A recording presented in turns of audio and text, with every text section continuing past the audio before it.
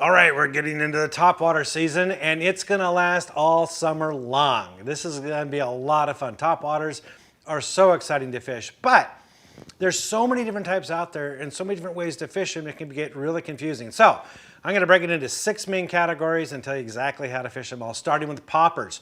Poppers basically come in 2 different styles. One is a larger popper that really chugs. This could be a hula popper or a chug bug. They bloop.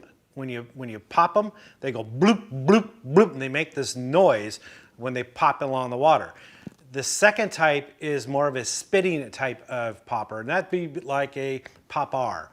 These smaller minnow type style poppers that they just kind of spit water. They don't really pop or make a big noise. They can if you pop them really hard, but they're more designed to be more subtle, look more like a small injured minnow that's dying on the surface of the water and just kind of struggling. A little plop, plop, plop makes these little noises. The difference is, sometimes the bass want that big noisy blooping, blooping, big popping type lure, and other times they want something more subtle. I tend to use the ones that make more noise when there's a little more chop in the water, and when the water's really calm or clear, then I use the spitting style. You cast them up, let's say, along an object, like a dock or lay down, let it sit for a couple seconds, and then give it a few pops. And the amount of pop you give them, how hard you pop, it varies, but just start with what you feel is comfortable. Just give it like a pop, pop, pop, and then let it pause. Let it rest a few seconds, 5-10 seconds, then give it a pop, pop, and let it pause for another 5 to 10 seconds. And rinse, lather, repeat that cadence a few times. And sometimes what happens is the bass will smack it while it's just sitting there, or when you start to move it again. And you got to experiment with it. Sometimes they want a much louder, harder, aggressive popping, and other times they want a more subtle twitching action. And sometimes they want a really long pause in between pops. And other times, you can pop it all the way back to the boat. Just pop, pop, pop, pop, pop, pop, pop as you're reeling the rod. That can be a very effective way. It can just get the bass all excited up and they attack it even while it's just moving across the water very quickly. So there's a lot of different ways you can fish them. Just, shallow is typically the areas where I fish them. If the water is really clear though, 20 foot, 30 foot of visibility, you can bring it across points in deeper water in rock piles that may be sitting in 15 feet of water, and you can draw up those bass from deeper water with a popper. So they can be very fun to fish. And color-wise, I would use anything with a white belly. I mean, you can use shad colors and bluegill colors, and they come in a whole variety of different colors. I tend to use a white belly or a chartreuse belly or an orange belly, just trying to imitate the bottom side of various different bait fish there, and they work just great for me. The next category is darters. These are characterized by baits that look like a cigar. There's a variety of different manufacturers out there. They make quite a few different ones out there, but they all kind of do the same thing. They sit in the water with the nose up, and the line ties a little bit below the nose, and when you twitch them, they'll dart to one side. And if you twitch them again, they'll dart back over. And if you get a good cadence of twitching while reeling the line in, you can get it to zigzag back and forth to you. And that's called walking the dog. And you can vary how far it saunters to each side, to really slow, wide, back and forth, to a very quick, almost like snake-like. Reeling it in very, very quick and just let it come back very, very quickly. And you can also pause anytime while you're doing this cadence. Yeah, it doesn't look like anything in nature, but it drives the bass crazy. They blow up on this lure, and this type of lure has been around for decades, guys. I mean decades, a long, long time. Bass do not seem to get accustomed to it. They always fall victim to it, and I think it's just that crazy, wild, walking the dog action that attracts them, and they just can't stand it, and they got to blow up on it. Color-wise, I use a frog pattern or anything with a white belly. Again, with the yellow belly works good, or orange belly. Those are really what I'm looking at, not necessarily the colors on the top of it. Now, if I'm fishing really clear water, then translucent bodies tend to work a little bit better. They just have a little bit more invisibility to them in that clear water, and that tends to work a bit better in those real clear conditions. Sometimes it works to downsize. A lot of these baits come in smaller sizes like a Zara puppy, and that works really well when right after the spawn, for example, when the bass are just feeding on smaller bait fish, or in the fall when bass are feeding on smaller bait fish during that time of the year as well. That smaller profile tends to catch a little bit more bass than the larger ones during that time of the year. If there's a little more chop in the water, the bigger ones create a little more commotion, a little more action, and they will draw bass in where the smaller ones may not. So you have to play around with that a little bit depending on your current conditions.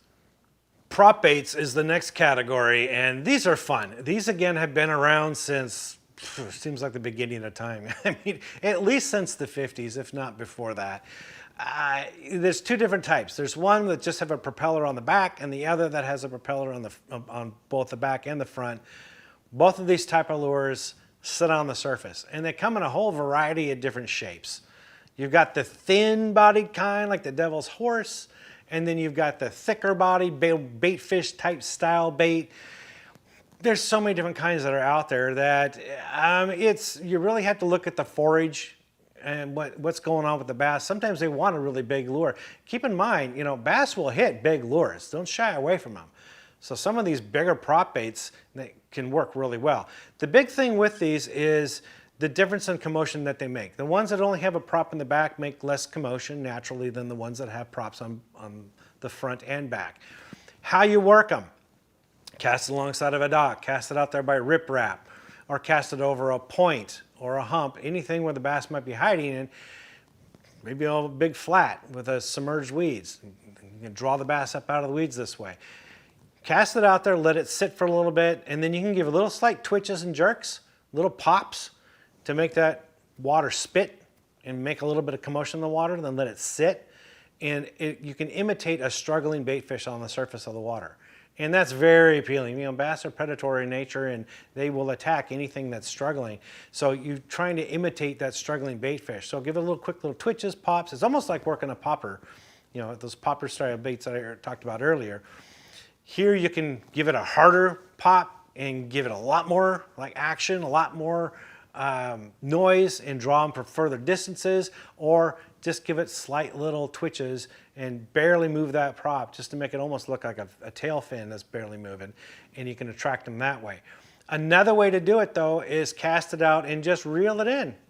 And you can try various speeds of reeling it in. There's really no set way. You can do it really slow. You can do it super fast. Spit out a whole bunch of water. Something's just going across the water. You would think a bass would never hit that, but you'd be shocked at how many that do, mainly because it doesn't see that presentation very often. And bass are curious by nature. They don't know what it is. The only way they can figure out what it is by putting it in their mouth. So, appeal to that. Bring it back a very, very fast retrieve sometimes works very well, or a moderate speed. There's different ways you can fish them, and with the different profiles, you can pretty much match the type of forage that's in the lake, and you can have yourself a ball. Crawlers are another type of bait, and that's characterized by, a jitterbug is like the marquee bait. That would be called a crawler. It looks kind of weird. I get it. What it does, when you slowly reel it, it floats on the surface and it sort of plops back and forth. And you can hear it. It'll plop, plop, plop, plop, plop, plop, plop, plop, plop as it comes back to you. These have traditionally been used at night. And that noise and that commotion, and using a black one, because the bass are looking up and they can see a better silhouette, especially on a moonlit night. If it's totally black, they can see the silhouette.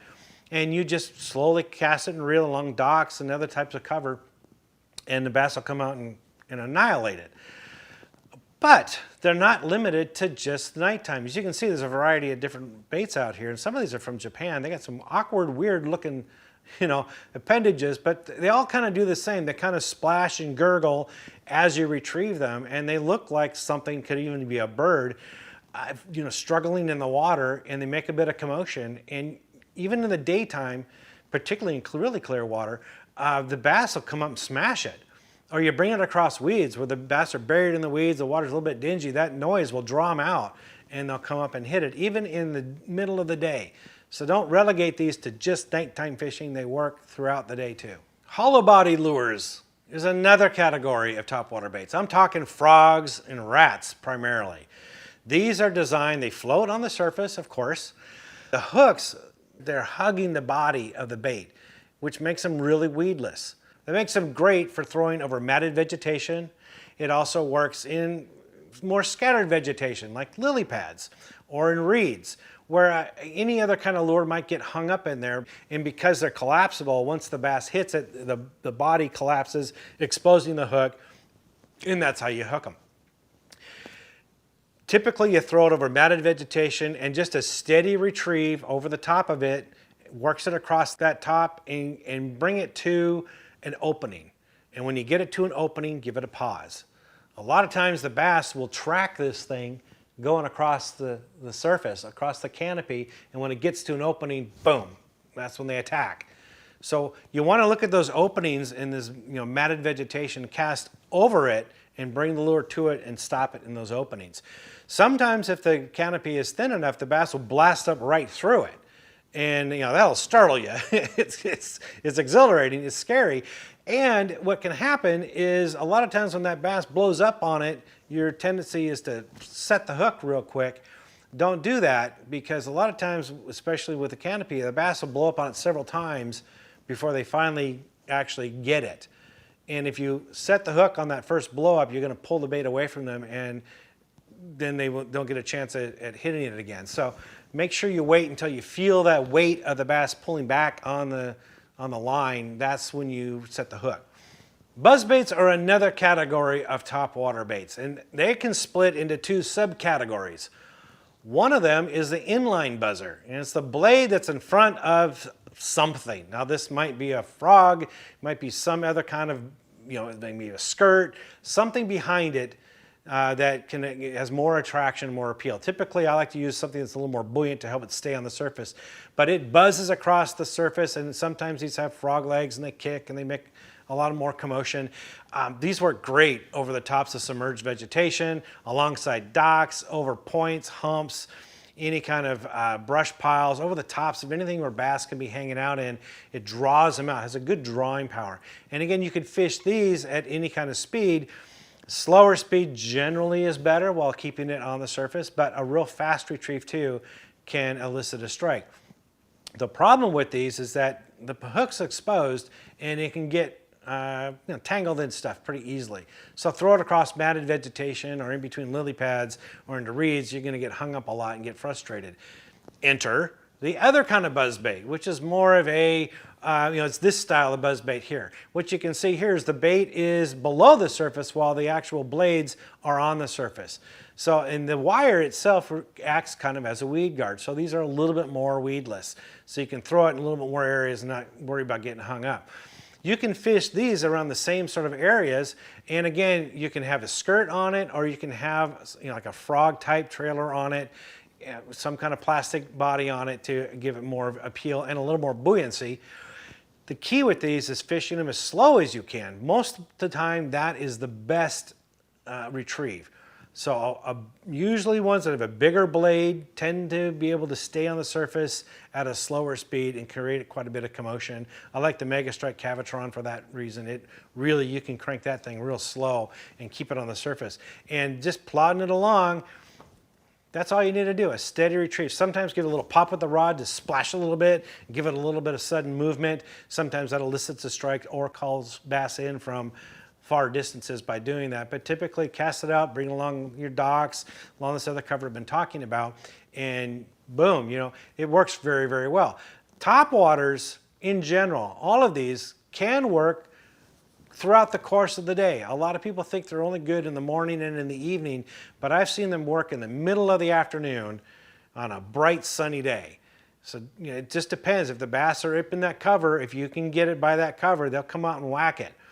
So don't relegate yourself to just the morning and evening hours. The key thing with fishing all of these topwater baits is how you set the hook. If you have to, remind yourself not to set the hook when the bass boils on that lure. A lot of times what happens is bass, especially the bigger ones, they're pushing a lot of water in front of them, and when they come up and hit the lure, the lure gets pushed out of the way. They open up and they miss. And then the lure comes down, they come back down, they find it and they catch it. Or they might just catch the side of it or the tail of it in that initial blow up, and they bring it underwater, they open their mouth again, bring it down further, and then they've got it. when you see that initial blow up, it's so easy to go, whoa, and just jerk, just set that hook. It's just a natural reaction. Everybody does it. We all do that. It's exciting. What you got to do is tell yourself, don't do it. And I have to remind myself, the best way for me, at least works for me, is as I'm using this lure, I keep reminding myself, don't set the hook, don't set the hook, don't set the hook, don't set the hook. Every time I cast and reel it, don't set the hook, don't set the hook. The blow up happens, stop reeling, hold the rod, and when you feel that tug like you would on a jig or a plastic bait or something, you feel that tug, now you know the bass has it, wow, set the hook. So typically what I do, the bass blows up on it, I reel down in the hook set position, wait until he makes the move, and I feel him, then I set it. If you preemptively set the hook and he doesn't have it, you're gonna have, especially those treble hook ones, coming back at your face at Mach 80. That is not a pleasant experience. So don't be that guy. Don't get hooked in the face with a topwater lure. Just be patient, wait for that weight, and then set the hook, and you'll catch a lot more fish that way. I hope that helps. For more tips and tricks like this, visit bassresource.com.